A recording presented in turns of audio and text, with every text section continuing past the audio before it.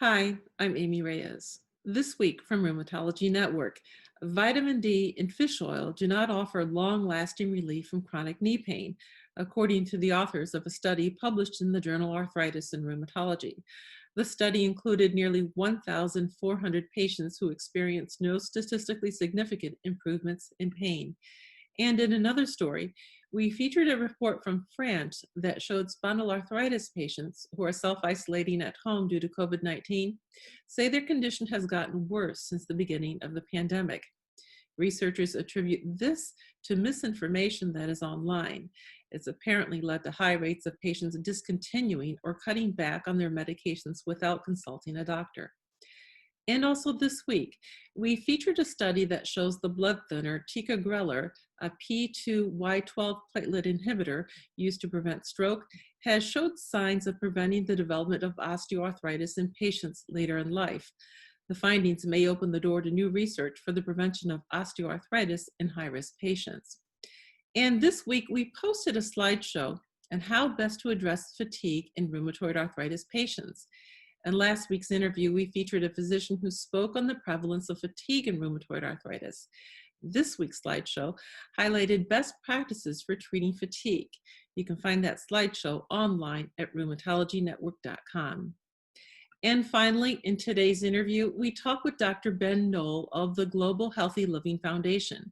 Dr. Nowell is Director of Patient-Centered Research for the organization, which conducts observational and interventional research on rheumatic disease. In 2014, they launched Arthritis Power, a patient registry and app used as the basis for research. This year, they've presented new data on patient-reported outcomes and the use of smartwatches to capture patient-reported outcomes data. Apps like Arthritis Power have become an effective tool to track healthcare outcomes from conditions ranging from arthritis to coronavirus. So in today's interview, Dr. Nowell tells us about the importance of the research. Welcome, Dr. Nowell. Ben Nowell, Director of Patient-Centered Research at the Global Healthy Living Foundation, and I'm the Principal Investigator for the Arthritis Power Research Registry. Mm-hmm. Well, welcome, Ben, to Rheumatology Network. It's nice to chat with you today. Nice to see you. Yes, you as well. Let's talk about Creaky Joints first. Can tell us about the organization? Sure. Creaky Joints is an organization and a platform that was developed, more than 20 years ago now. And initially, it was an online patient community. I think that was even the abbreviation for it. And it was intended primarily for patients with rheumatoid arthritis and other forms of autoimmune arthritis as a way to bring people together and to be able to share kind of their stories, share coping strategies, share tips for each other. And it obviously has really expanded, I think, especially in the past 5 or 6 years as we've moved into other areas and grown as an organization. So Creaky Joints fundamentally, though, is a website and a resource where you can find all kinds of articles about up-to-date research, basic information about the different diseases. Creaky Joints is for all forms of arthritis, although we do have a pretty big following among folks who are living with rheumatoid arthritis. And the organization, Global Healthy Living Foundation, in partnership with the patient community, which is Creaky Joints, conducts research. We do advocacy work at the national and state level. We provide education support for patients in the US and across the world who are living with these conditions. Mm-hmm. So the organization has grown a lot over the last few years, just as you said, and one of the more exciting areas is this I guess, foray into digital technology with the Arthritis Power app. And tell us about how that works. Yeah. Sure. I mean, at first, I've got to say express my gratitude for the fact that we've been supported by a lot of different folks along the way, especially for Arthritis Power. So it came into being because of the Affordable Care Act. Actually, there was the Affordable Care Act. When that legislation passed, part of it was to set up something called the Patient-Centered Outcomes Research Institute, and it's It's a non-governmental organization, but it receives, is legislated to come into being, and it provides funding to conduct comparative effectiveness research across a number of conditions in the United States. And when they started, they conceived of this idea of developing or helping support the infrastructure development of what we call patient-powered research networks for individual conditions.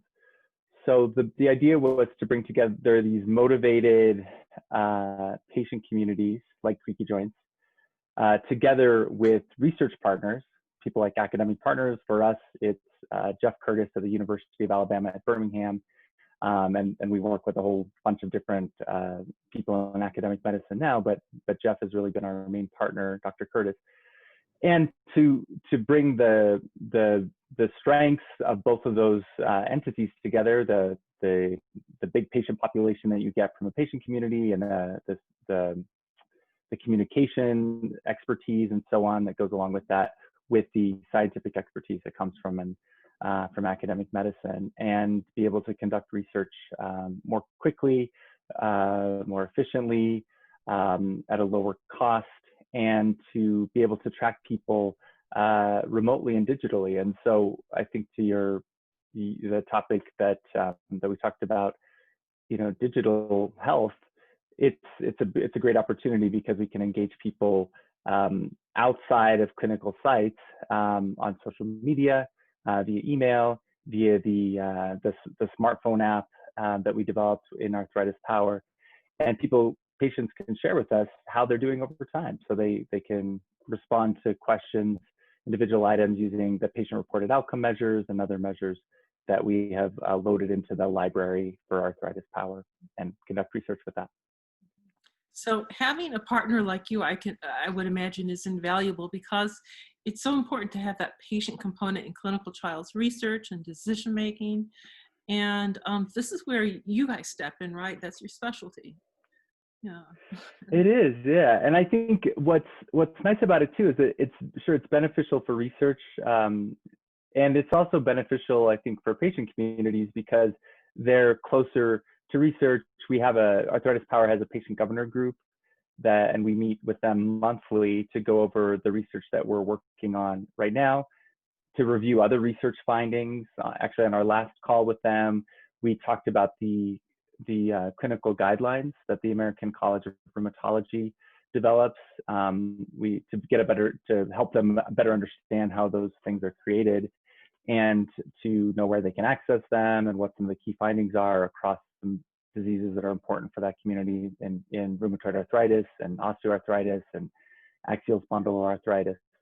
So this kind of a network gives us the opportunity to get information back out to patients quickly about our own research, but also about other research that's being presented at the big conferences like ACR or EULAR, and even new guidelines that come out and so on. Mm-hmm. So more recently, you did present at the EULAR e-Congress this year. There were a few poster presentations from the organization highlighting, I suppose, findings from that used the Arthritis Power app. That's right. Can you give us an idea of what those Sure. posters were? Yeah, we did. So one thing that's been really exciting, I've been with the organization about more than 6 years now, and I've really seen us, especially our research unit, grow in sophistication in what we're capable, the kinds of studies we're able to conduct. And in particular, where we used to conduct primarily one-off, cross-sectional surveys, studies with a specific cohort of patients, now we can conduct longitudinal studies using the Arthritis Power application, the smartphone application, and the web-based equivalent, to be able to prompt patients to give information at a daily cadence or weekly cadence or monthly with a specific cohort, and given specific measures that we want to ask for a particular research question that we're trying to study. So at EULAR this year, of course, it was a virtual Congress, which was good and bad. I mean, the upside, and I think for a lot of our patients, is that it's an accessible conference this time to many patients who normally wouldn't really be able to benefit from the presentations or the posters because they're not able to travel to Europe and so on. This year, that from what I understand, all that content will be available online at least until the end of August, which is great. But anyways, it's too bad we weren't able to be there in person to present these posters, but we had a number of abstracts accepted and 4 posters that we were invited to present. And each of them really highlights the capacity of Arthritis Power to conduct these kinds of studies where we're looking at patients over time, a specific cohort, delivering specific measures to them, patient-reported outcome measures that we'd like them to respond to. One of the posters we presented is actually on how engaged patients are. So it's really about the methods, the method itself of engaging people in a smartphone app. So it was part of a study that we're just wrapping up called Digital. And so it's digital tracking longitudinally of rheumatoid arthritis patients. And so patients who sign up for this study received a commercial grade smartwatch in the mail. In our case, we used the Fitbit Versa. And they also downloaded Arthritis Power, and they were tracking their patient-reported outcome measures on a daily basis and on a weekly basis. So we had a couple short one-item measures that patients would respond to daily, one for pain, one for fatigue, and then we would have longer measures, usually from the NIH Promise Bank of Measures. The patients would then answer weekly, things like sleep disturbance, physical function, and so on, that they were prompted to give to us or to provide an answer via the app and via email. At the same time, they were wearing their smartwatches constantly, so we have just tons and tons of data that we can analyze. But for one of the posters at EULAR, we wanted to understand the level of adherence, how compliant patients would be with the protocol itself in terms of giving the data that we were hoping they would give. So the name of that poster and abstract was Participant Engagement in an Arthritis Power Real-World Study to Capture Smartwatch and Patient-Reported Outcome Data Among Rheumatoid Arthritis Patients.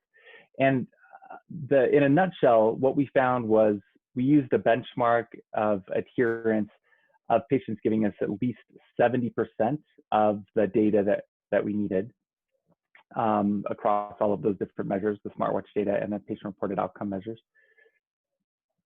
And what we found was that about 2/3 of the participants who had participated for the first month of the main study period for the digital study were adherent. So we were pretty excited about that because that means that a majority of patients are providing the data that they were, we were hoping they would provide for the study. What was the percentage? So 2/3, I think I'd have to look again at the specific, I think it's 67% of patients, something like that. I'll have to check my data, but roughly 2/3. So what that meant, the way we defined that was that patients were wearing their, and actually the item that they were most adherent on was wearing the smartwatch, which makes sense because it's something that, once you put it on, you kind of don't think about it. So at least from that first 170 patients who had participated for at least a month in the study, they were wearing their, 93% of them were wearing their smartwatch at least 80% of the time in any 24-hour period. So that was great. They were least adherent at completing the daily electronic patient-reported outcome measures, which is not that surprising because some days you might forget, you get busy, things are stressful. And so about 70% of participants were providing that type of data, the daily PRO data, more than 70% of the time. And then, the number is 67% achieved overall adherence or composite adherence, meaning they provided more than 70% across all the different data types. So we're beginning to see more apps like this in different specialties, right? We know that there are a number of apps used to track coronavirus cases. And here's an example of one that's been around for about 5 years now. and it's contributed to all of these important studies that you continue to report at ACR and then at EULAR, I'm sure other meetings. For others, for our viewers who are thinking of, this is a good idea, maybe we'll look into this and we'll adopt something similar, what would you tell them in terms of lessons learned? Yeah. That's a great question.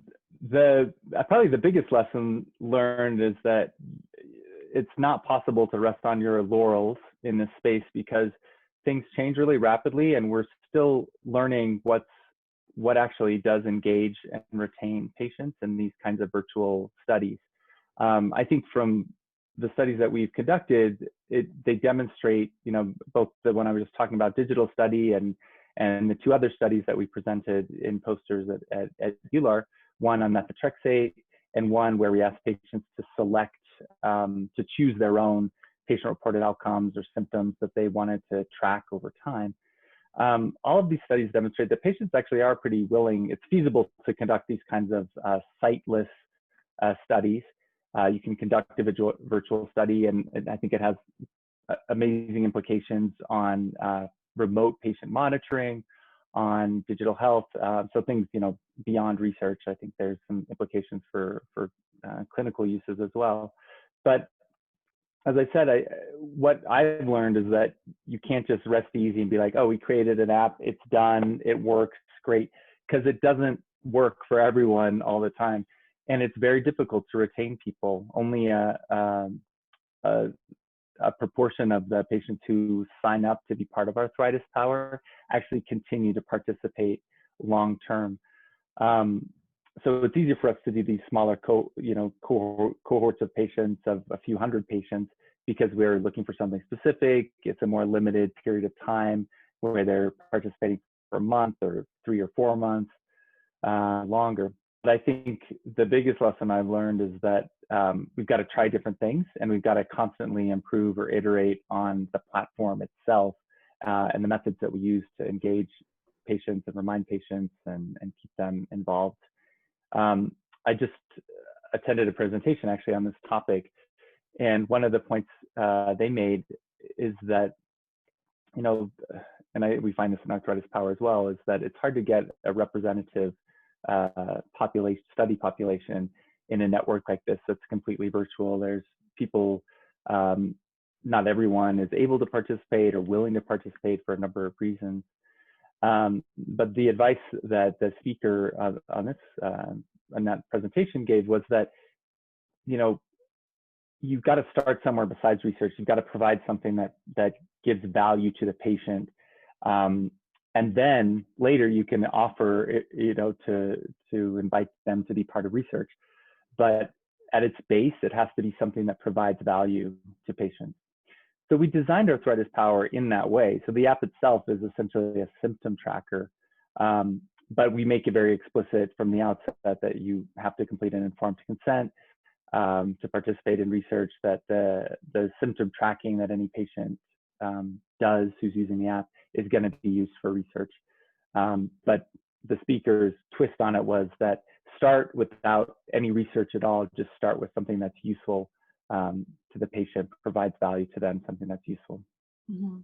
Right. So it's learning opportunities along the way. It evolves and it changes as the technology changes and the needs change of the patient. And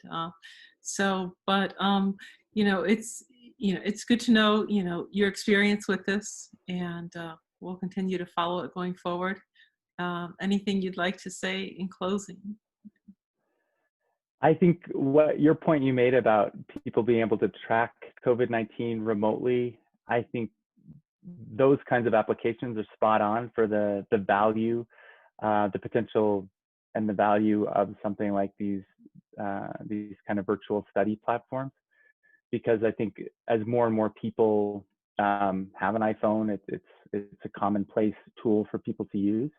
It becomes much easier to conduct these kinds of studies or other related initiatives, and I'm sure we're going to continue to see more and more of those. Mm-hmm. Okay, well, thank you. I appreciate your time. Yeah. Thank you. Good to talk to you, Amy. You Take too. care. Yeah. So.